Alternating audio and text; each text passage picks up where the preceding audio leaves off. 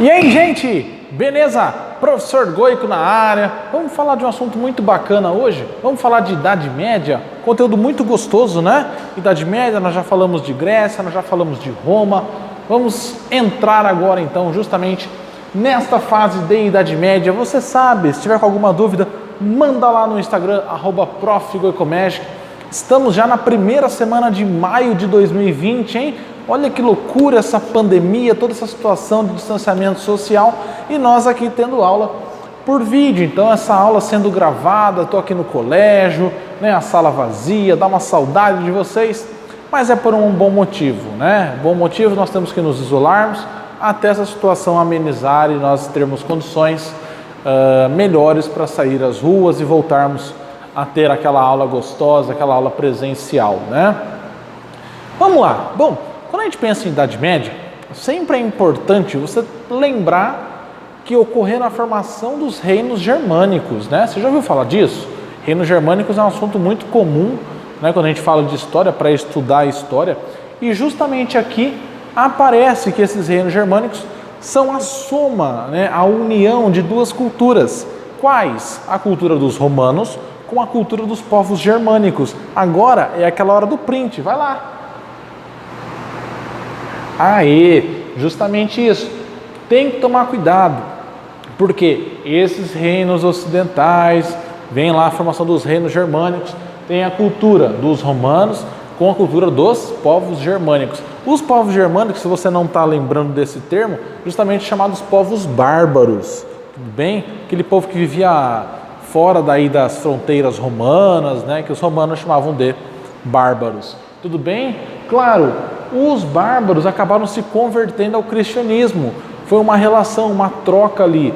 A igreja disse, olha, vamos convertê-los ao cristianismo, claro, em virtude do quê? Em virtude de um ponto muito claro, muito comum, né? Que é justamente o apoio de um maior número de pessoas. Esse é um dos pontos que vocês têm que ter aqui na cabeça, beleza? Ó, principal império do Ocidente, o reino dos francos. Nós falaremos nesta aula sobre o reino dos francos e lembrar daquelas relações de dependência, né? Em virtude das invasões bárbaras, muitos romanos saíram das cidades e foram para o campo. Então chega no campo, para eu conseguir ocupar uma terra, para eu conseguir um trabalho, para eu conseguir comida, proteção, eu faço uma aliança com aquele proprietário da terra, né? E essa relação, justamente uma relação de dependência, tudo bem? Então nessa situação de êxodo urbano, eu saio da cidade e vou para o campo, começaram a acontecer as relações de dependência ou de fidelidade. Então eu, senhor de terra, aceito você nas minhas terras, em troca, se tiver algum conflito, você vai lutar para mim. Se eu precisar de alguém para trabalhar, você vai trabalhar para mim, entende? Justamente essa questão, você pode ficar na minha terra, mas em troca você também me apoia, claro, né? Um grande lance aqui, a igreja. É o momento da Idade Média, então, né? A Idade Média é o momento onde a igreja começa a decolar nesse sentido de poder, de influência, de grande destaque. Quem se destaca? A igreja, né? A igreja cristã.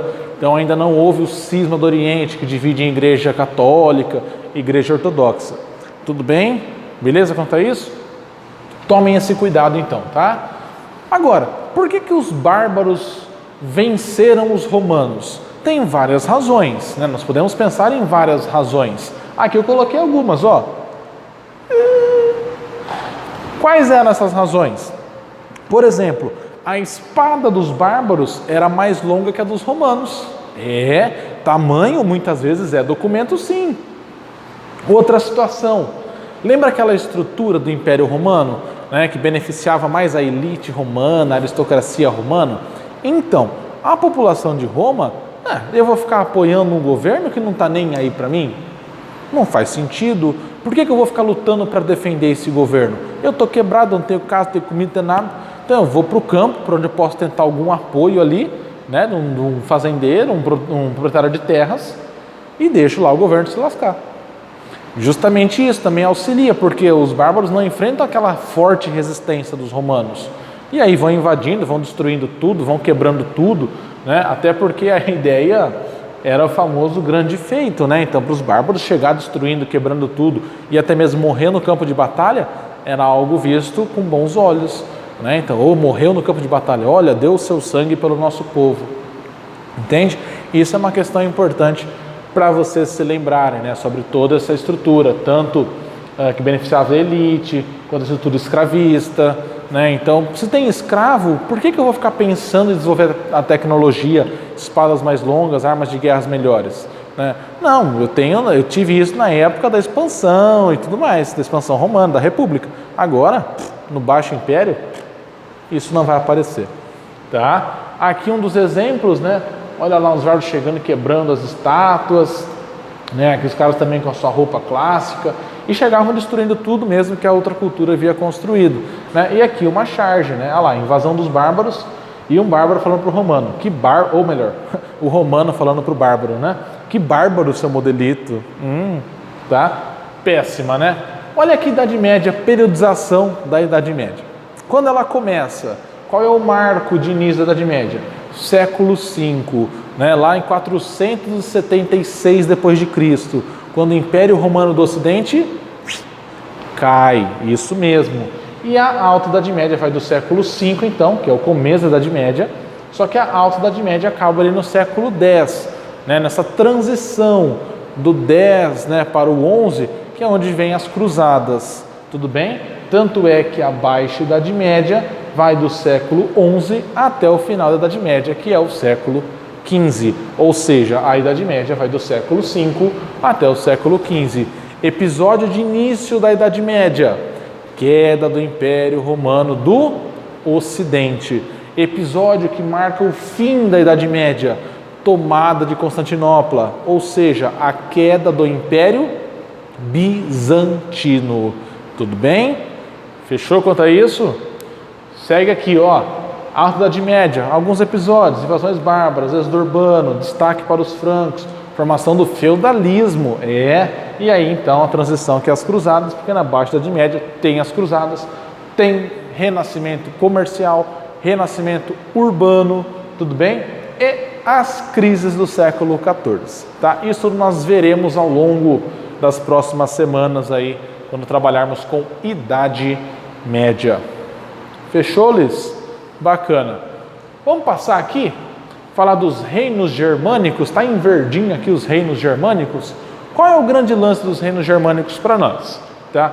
É importante que esses reinos germânicos, você se lembra que eles vão se situar, claro, naquela banda do Ocidente. Olha esse mapa que bacana, ó. Então aqui, ó, dessa parte em amarelo para lá, era justamente o Império Romano do Ocidente, tá? Com exceção aqui, claro, né, da parte da Inglaterra. Mas o que acontece? Essa região toda foi onde ocorreu aquela chamada romanização, onde Roma tentou impor os seus costumes, tentou impor o latim, tentava buscar alianças pacíficas e quando isso não dava certo, escravizava a galera. Enquanto aqui no Oriente tem Grécia, tem Egito, tá? Tem várias outras regiões onde não ocorreu a romanização. Ou seja, a romanização nesse sentido acabou sendo prejudicial. Onde já existia uma base política, né, uma base socioeconômica, não acabou sendo tão afetado pela crise, pelas invasões bárbaras. Tudo bem? Então aqui nessa região houveram a invasão de vários povos. A tribo aqui dos godos, ostrógodos, visígodos, tudo bem? Olha os visígodos aqui, tá? Aparecem os vândalos aqui na África. Então tem que tomar cuidado, porque essa galera, né, esses vândalos ou esses bárbaros, saíram se expandindo aqui por várias regiões, até aqui, claro, né, os anglo e os saxões também foram lá para a região da Inglaterra. Isso é um ponto para vocês não bobearem. Tudo bem? Vamos voltar aqui? Volta! Aê! Claro, é importante se lembrar, eu falei da romanização, mas boa parte desses povos bárbaros não possuíam um estado formado, um estado organizado. Quem é que apareceu para auxiliar nessa formação e organização do estado? A igreja, tá? Então essa foi a grande participação da igreja nesse início da Idade Média, que aumentou a sua influência, né? Porque a igreja, com toda a organização hierárquica que tinha, passou a ajudar na organização dessa formação dos novos reinos. Tem que tomar bastante cuidado com isso, tá? Ó, Tretas. Assim como vocês já viram em várias séries, tratam de política antigas aí, existe sempre a questão da quem vai assumir o trono, né? A sucessão real. Quem será a próxima pessoa? Ah, professor, mas normalmente é o filho. Então, mas quando é o filho, aí é um poder hereditário. Aqui no caso, a maioria dos caras não tinha um poder hereditário. Conseguem entender? Então, normalmente as disputas eram a força mesmo, para ver quem vai assumir, quem vai assumir, quem vai assumir é quem for o mais forte, né? Quem conseguir vencer a disputa. Tudo bem? E isso acaba prejudicando o andamento, a estabilidade política. Entendem? Então também vem a igreja, gente, vamos lá, vamos aqui estabelecer uma hereditariedade, ou a família mais tradicional, né? Algo relacionado a isso. Então aqui eu citei vários povos, vocês podem tirar um print agora, vai lá. Isso, pode tirar um print, pode tirar uma foto, postar lá no Instagram, @prof.goicomesh, posta a foto da aula lá e eu vou postar de novo e vamos lá. É nóis. Continuem fazendo as atividades, hein? Individuais atividades, hein? Não esquece disso. Então aqui eu coloquei dos francos, que vão chegar justamente na Alemanha, em parte da França, os ostrógodos na Itália, os visígodos, né? Também dividiam a Espanha com os suevos, os vândalos no norte da África, os saxões ali na Grã-Bretanha, né? Na parte da Inglaterra também, tá? Então tome este cuidadinho. Passando, aí vem o principal império, né? O Império dos Francos. O Império dos Francos é muito importante para você que está estudando, porque tiveram duas grandes dinastias de destaque. A dinastia Merovingia, é a que marca o início disso tudo, do reino dos Francos, tá? E a dinastia Carolíngia. Teve uma terceira, chamados Capetingios, teve também, tá? Mas o nosso destaque é para Merovingios e Carolíngia. Tudo bem? Então aqui, os francos, eu coloquei para você se atentar. Aquela romanização em alguns lugares, ela deu uma estabilidade. Não é que ela não foi positiva em nenhum lugar, ela teve a sua estabilidade. Mas ainda assim, dificultou um pouquinho. Os francos conseguiram desenvolver isso de uma forma melhor. Agora, eu vou falar de Clovis. Clovis é o primeiro rei franco, da dinastia Merovingia. Por que Merovingia? Merovingia é homenagem ao seu avô, chamado Mereveu. Olha que homenagem bacana. Imagina você chamando Mereveu. Fica a dica, hein? Bom, o que acontece? Clovis, de fato, como rei, né, da dinastia Carolíngia, do reino do Merovingia, da dinastia dos francos, o que o Clovis vai fazer? Uma aliança com a igreja. Novamente, a igreja como forma de manutenção do poder. Então ele faz uma aliança com a igreja pelo simples fato de conseguir o apoio da igreja e contar com aquela moral que a igreja impõe na sociedade, buscar justamente um apoio da população. Então, onde tiver um súdito ali do reino dos francos, essa pessoa terá que ser convertida à igreja cristã. E onde tiver igreja cristã naquelas redondezas, essa pessoa estará então dentro do Império dos Francos, né? Do reino dos francos. Tudo bem? Tá? Então essa parte é a parte inicial mesmo. Vamos lá falar justamente da dinastia Merovingia, um ponto muito importante para nós. Dinastia Merovingia tem como principal rei, né? O primeiro e principal, o Clovis, tá? Que aparece com essa conversão ao catolicismo. Então, nos primeiros momentos em que um rei se converte ao catolicismo, ou na época ainda o cristianismo. Tudo bem? Depois já aparece um outro rei que também ganha destaque, a gente pula um pouquinho no tempo, para falar do Carlos Martel. Carlos Martel é um cara de grande destaque, tá? É um cara que vai juntamente com o Papa, claro, vencer os sarracenos. Tá vendo o sarraceno aqui, ó? Sarraceno, tá vendo? Sabe quem é o sarraceno? Quem é o sarraceno? Pesquisa aí. 1, 2, 3, 4, 5, 6, 7. Pesquisou? Achou então que o sarraceno é um muçulmano. Isso. Então, justamente, claro, nessas disputas por terras, tinha lá os muçulmanos, né? A expansão do Império Islâmico.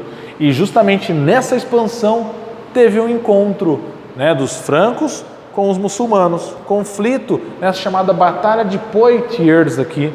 E quando os francos, liderados por Carlos Martel, pelo rei, vencem a batalha, o que vai acontecer? Aquela aliança que já tinha de alguns anos, né, com a igreja, passa a se tornar mais forte, porque agora o rei venceu um inimigo da igreja cristã também, da igreja católica, né? Isso que nem estamos falando de cruzadas, mas é a disputa de influência justamente pela religião, tá? Então vieram os muçulmanos, vieram aqui os francos e quem vence essa batalha?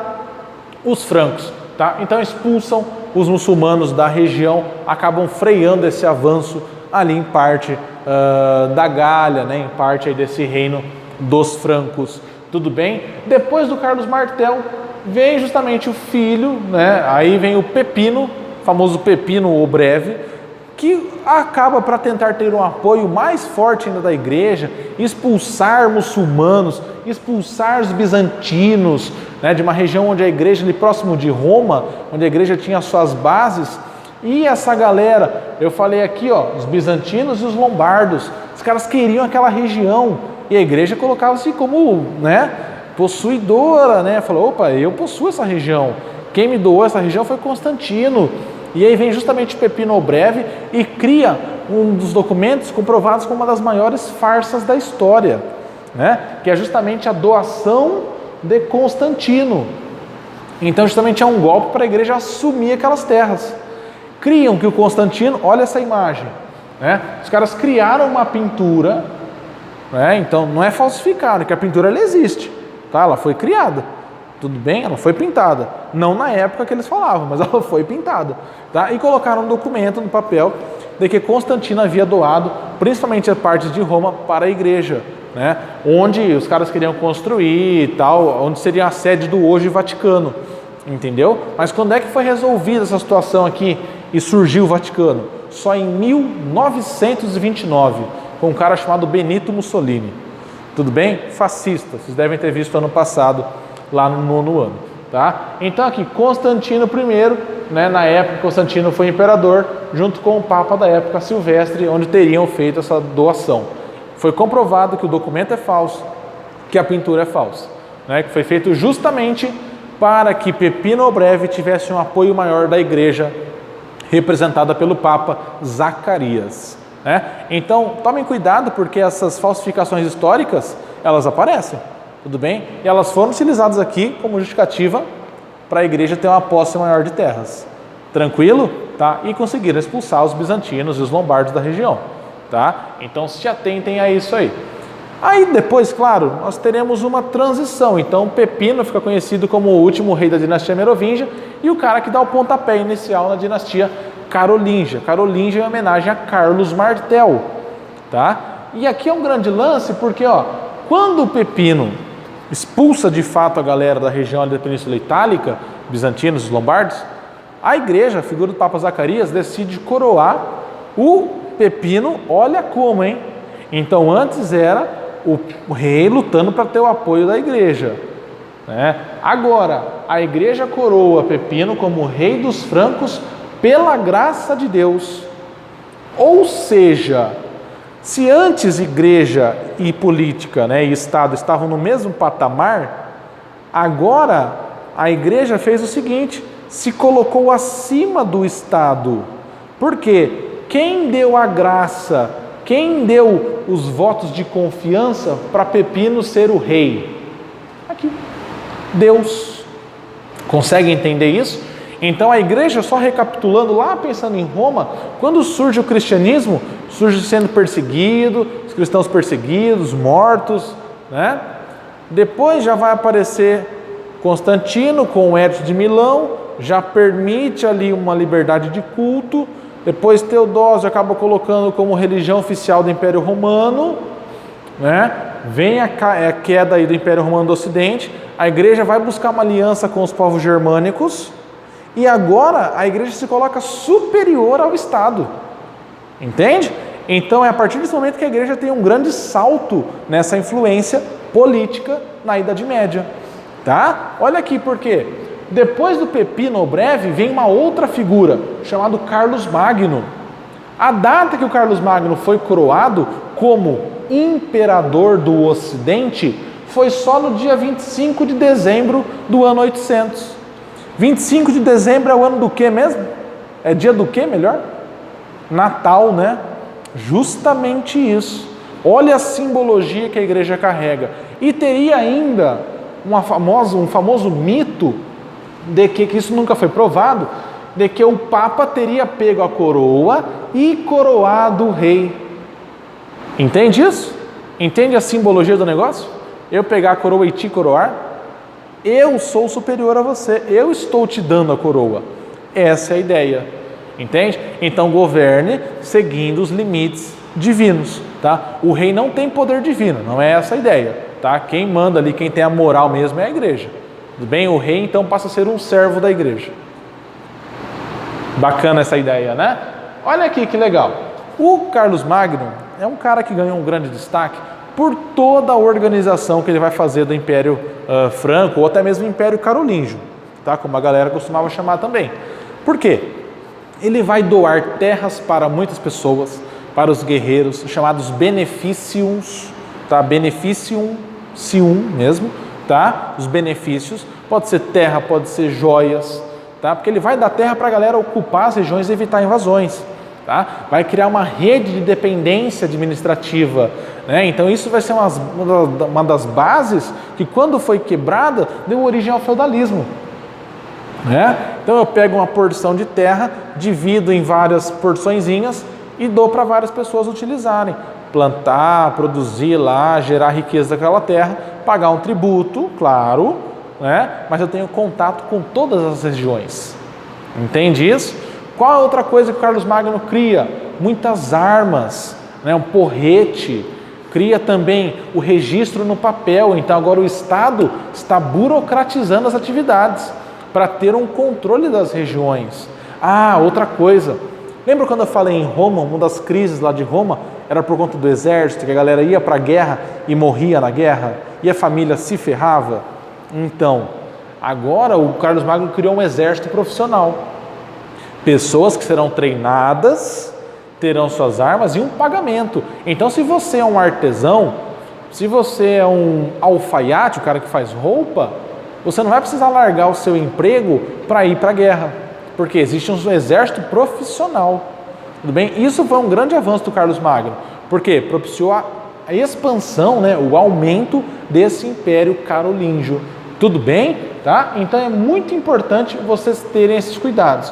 Claro, essa distribuição de terras está ligada à fidelidade. Então aqui, ó, eu precisei de você, você vai me ajudar. Tudo bem? E com essa rede de dependência ele tinha contato com todas, ou quase todas, né? A maioria das regiões do seu império. Por isso que esse feudalismo não ganhou tanta força. Quando quebrar essa rede, aí eu vou te mostrar o que vai acontecer. Tá? O problema é, nessa relação de dependência, surgiu essa ideia do vassus dominiti. Uma relação entre um suzerano, entre o rei e o vassalo. É a ideia do vassus dominiti, relação de dependência, de fidelidade, tudo bem? Aí que vem o ponto, porque com a morte desse cara aqui, famoso Carlos Magno, vem depois, claro, aqui, antes deixa eu te mostrar, tá? Aqui vem o Luís o Piedoso, que vai tentar continuar o governo, vai morrer depois e aí vem a treta. Mas olha a extensão do Império Carolíngio, né, ao longo do governo de Carlos Magno. Toda essa área em roxinho aqui que vocês estão vendo, ó, um lilás, pertencia ao Império Carolíngio. Então o cara controlava todas essas regiões, mesmo não estando nelas. Por quê? Rede de dependência. Conseguem entender isso? Beleza? Tá? E aí vem a treta. Porque depois da morte de Carlos Magno, depois da morte, né, do Luís o Piedoso, vem a disputa lá em 843 entre essas três figuras, Luís, Carlos e o Lotário. E no Tratado de Verdun, os caras decidem dividir as terras. Com essa divisão de terras, gente, o que vai acontecer? Qual é o problema maior aqui? Claro, aquela rede de dependência irá quebrar, né? Então imagina, aqui ó, as regiões divididas, as três cores. Eu perco o controle. Eu perdendo o controle, começam a vir povos de vários lados, porque opa, o império está caindo, o império está quebrando, vai invadir que o bagulho vai ser louco. E aí os caras vão invadindo, então tem novas ondas de invasões, tá? Vem a quebra da rede de dependência e, claro, a queda, consequentemente, do Império Carolíngio.